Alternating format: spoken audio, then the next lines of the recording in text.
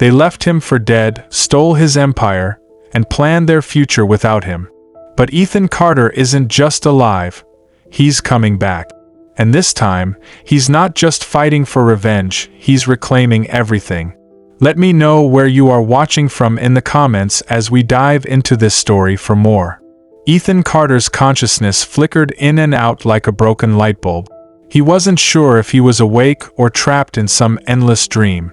There was no sense of time, no sense of reality, only darkness, silence, and the faintest whisper of pain. Then a sound. A steady, rhythmic beeping. It was distant at first, then growing louder, sharper.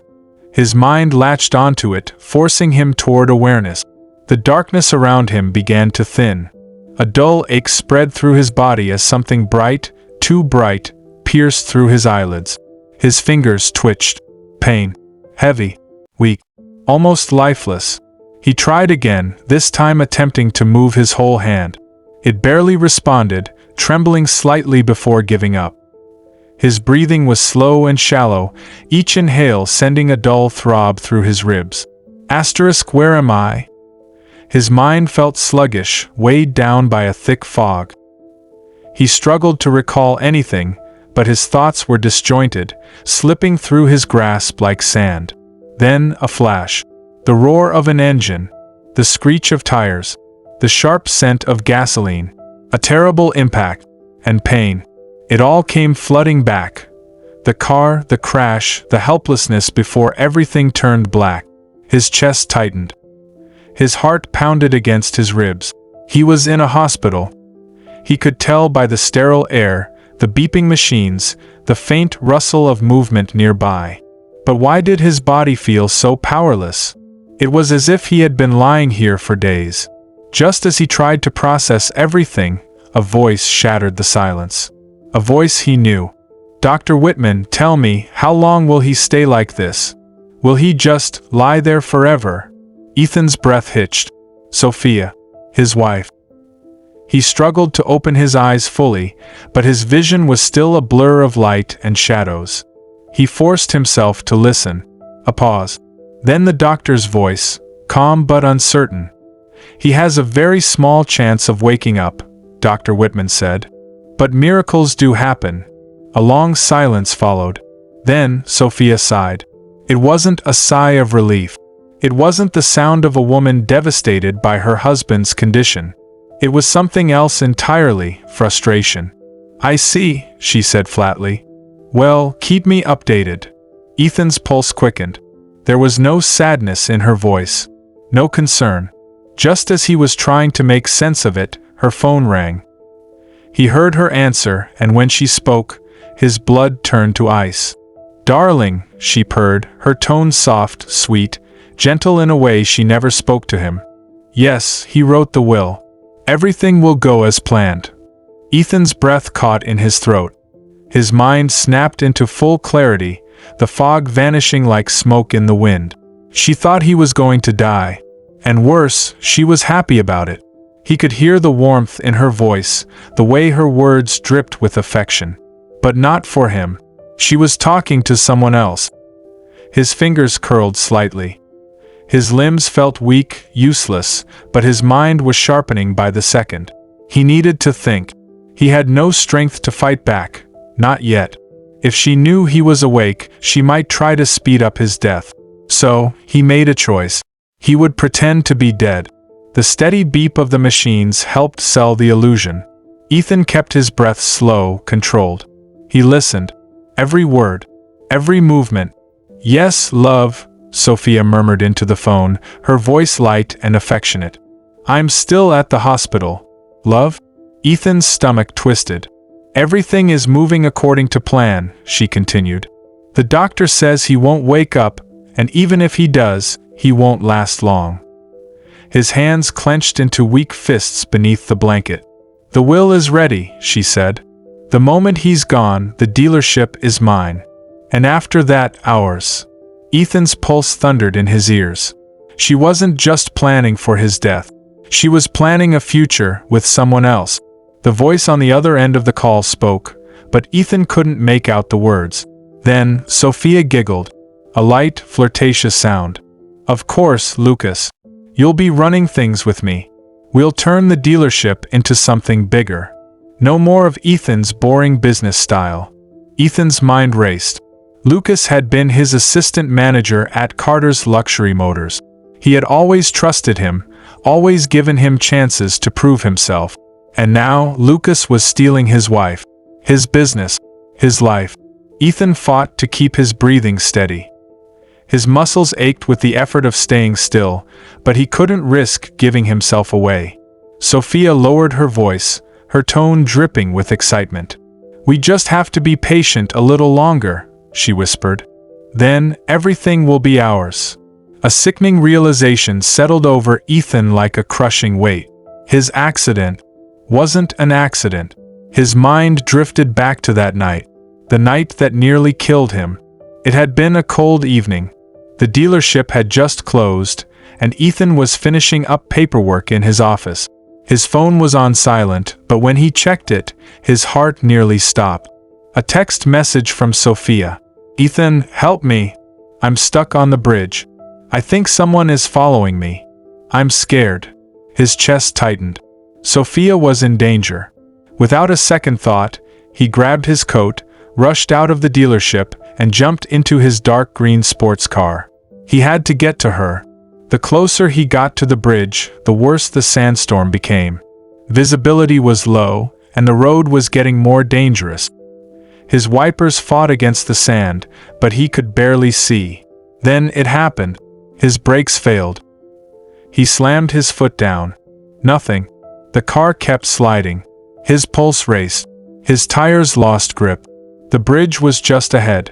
He had two choices: swerve into the ditch and take the impact, or crash straight into another car parked on the roadside.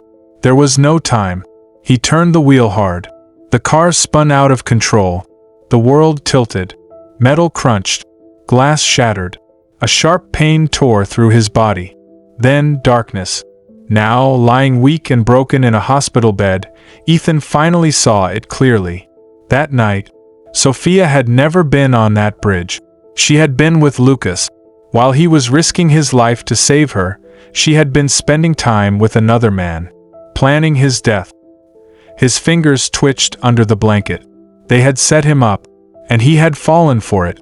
The hospital room felt colder now. Ethan's breaths remained steady, even as his heart thundered in his chest. He had to think, had to plan. He was powerless now, but that wouldn't last forever. Sophia and Lucas thought he was as good as dead.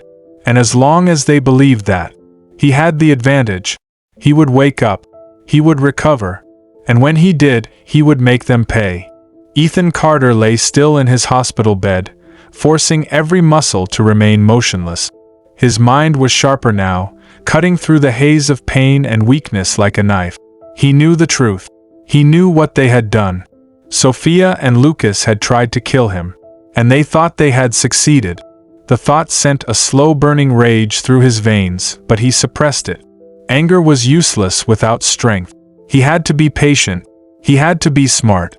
The hospital room was dim, the only sound the rhythmic beep of the heart monitor. He listened as Sophia continued speaking on the phone. "Yes, love," she murmured. "The insurance payout should come through soon. With Ethan gone, everything will transfer to me, including the dealership. Then, we can finally live the life we deserve." Ethan's pulse pounded, but he kept his breathing slow. Asterisk the insurance. He had almost forgotten. A few months before the accident, Sophia had convinced him to increase his life insurance policy. She had insisted it was for security, in case anything ever happened to him. He hadn't thought much of it at the time. Now it was obvious. She had been planning this for months. "Lucas, don't worry," Sophia purred. "Dr. Whitman says he won't wake up. And even if he does, he won't last long." Ethan barely resisted the urge to smirk. "That's what you think." "All right, I have to go," Sophia said. "I'll see you soon. Love you." She ended the call with a sigh, then stood by his bedside. Ethan felt her presence, her cold gaze scanning his body. He fought every instinct to flinch when her fingers trailed lightly over his hand. "Goodbye, Ethan," she whispered. Then, she turned and walked out of the room. The door clicked shut. Silence. Ethan's eyes remained closed, his mind racing. He had two choices. 1. Wake up now and confront them, weak and vulnerable. 2. Stay silent. Gather information. Strike when the time was right. The second option was the only real choice. He wasn't just going to survive. He was going to make them pay. 2 days later. Sophia wasted no time. She arrived at Carter's Luxury Motors *** dressed in an elegant white coat, her hair perfectly styled. Her heels clicked against the pristine showroom floor as she strode in, her presence commanding attention. Employees turned, their expressions a mix of confusion and worry. Sophia had never been involved in the business. This was Ethan's dealership. So why was she here now? A meeting was called. The entire staff gathered in the main office, murmuring among themselves. Lisa, the head cashier, stood near the back. She had worked for Ethan for years, and something about Sophia's presence sent a chill through her. Sophia stepped forward, a calculated smile on her lips. "As you all know," she began, her voice smooth, "Ethan is gone." The room fell silent. Gone? Lisa's stomach twisted. Ethan wasn't dead. She had spoken to Dr. Whitman just yesterday. He was still in a coma. Sophia continued, ignoring the unsettled looks. "As his wife, I will be taking over ownership of the dealership," she said. "There will be changes. Some of you will adapt, and some of you, well, we'll see." Lisa clenched her fist. Something wasn't right. Then, Sophia turned to the man standing beside her. "Lucas will be handling operations from now on." Murmurs spread through the room. "Lucas? Ethan's assistant manager?" Lucas smirked, his arms crossed. He had always been a little too friendly with Sophia, but no one had thought much of it before.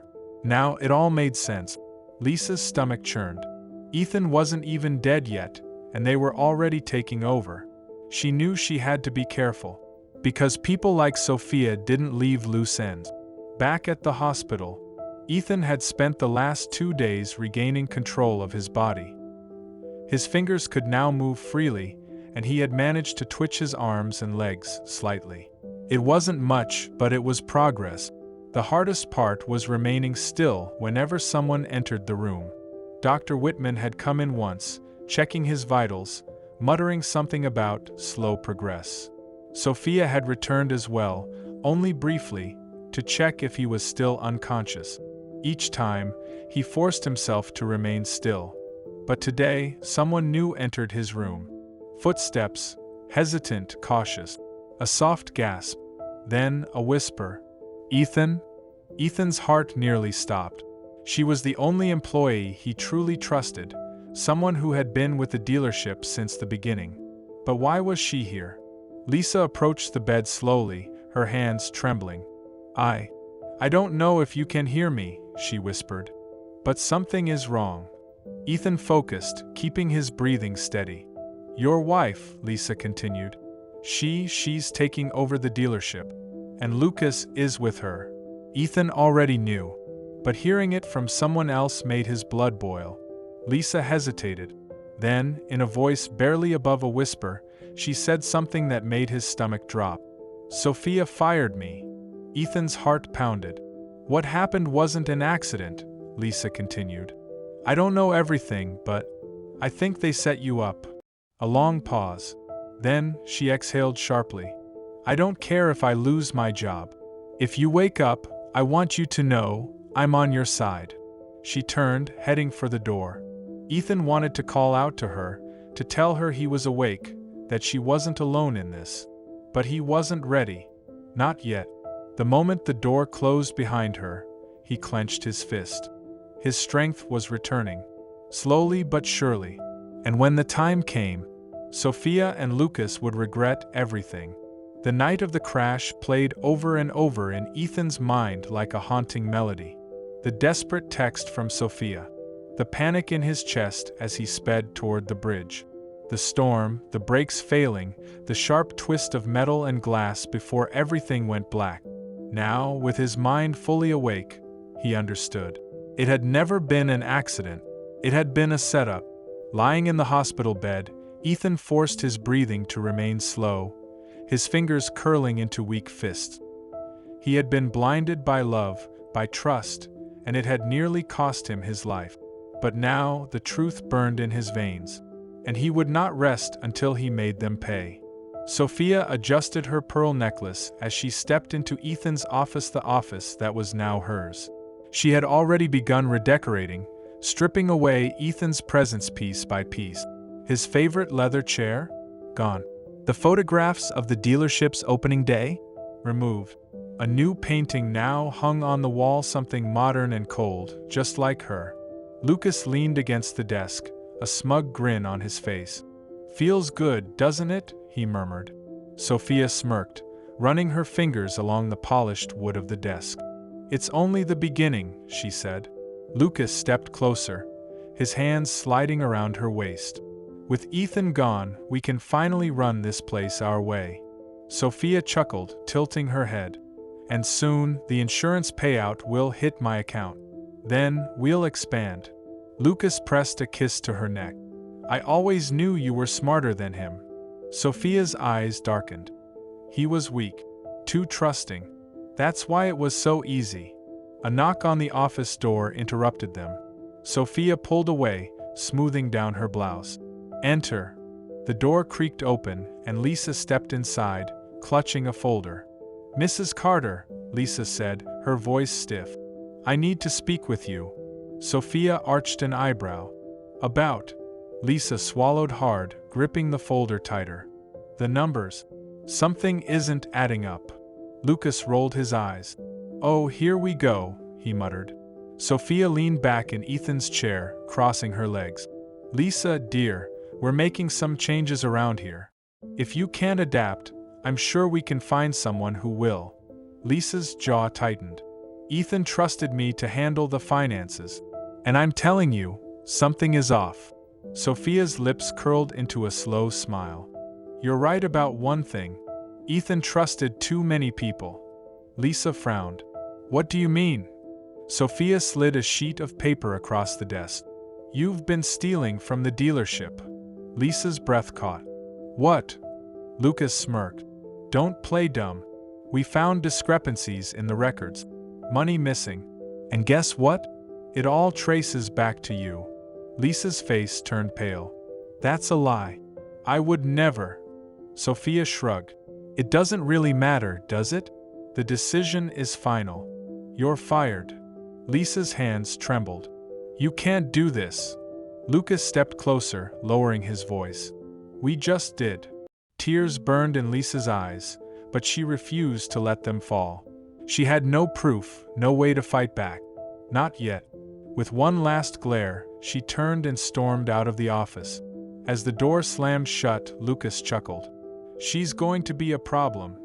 Sophia leaned back, unconcerned. "Then we'll deal with her. Just like we dealt with Ethan." Ethan clenched his fists under the thin hospital sheet. His body still ached, but his strength was returning little by little. Lisa had risked everything to warn him, and in return, she had lost her job. All because of them. He had spent years building that dealership. It had been his dream, his legacy. And Sophia and Lucas had stolen it. They had tried to kill him for it. And now they were erasing everything he had built. His rage boiled under the surface, but he forced himself to stay calm. Not yet. The battle wasn't just about revenge. It was about taking back everything. But first, he needed to get out of this bed. A plan began forming in his mind. He couldn't trust the hospital staff. He couldn't trust the doctors. For all he knew, Sophia had already bribed someone to ensure he never woke up. But he could trust Lisa. He had to find a way to contact her. Ethan forced his fingers to move, stretching them slowly. It was painful, but pain meant he was healing. He lifted his arm slightly, just a few inches, but it was progress. Tomorrow, he would try again. The day after, he would do more.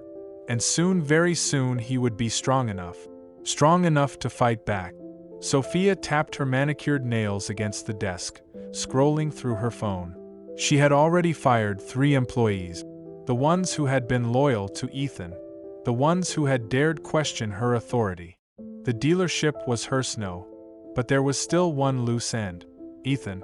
She had played the devoted wife long enough. But every day he remained in that hospital bed was a risk.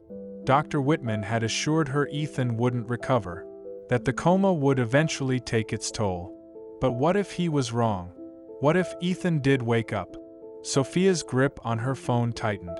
She couldn't take that chance. It was time to finish what she started. She picked up the phone and dialed. When the line connected, she spoke in a low, cold voice. "I need you to take care of something for me."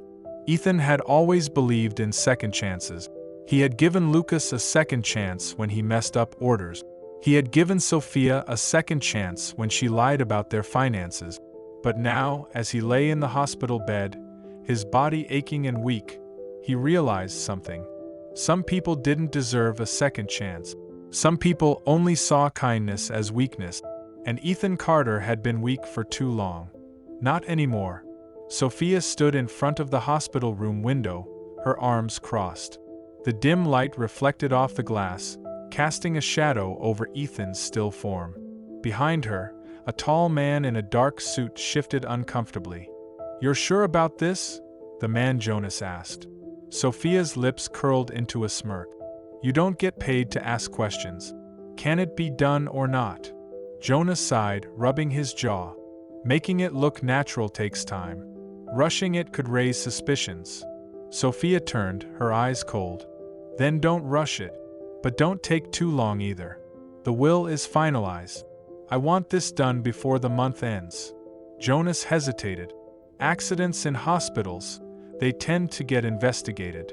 Sophia's patience was wearing thin. "Then make it clean, a small mistake. A faulty machine. A wrong dosage." Jonas studied her for a moment before nodding. "Fine.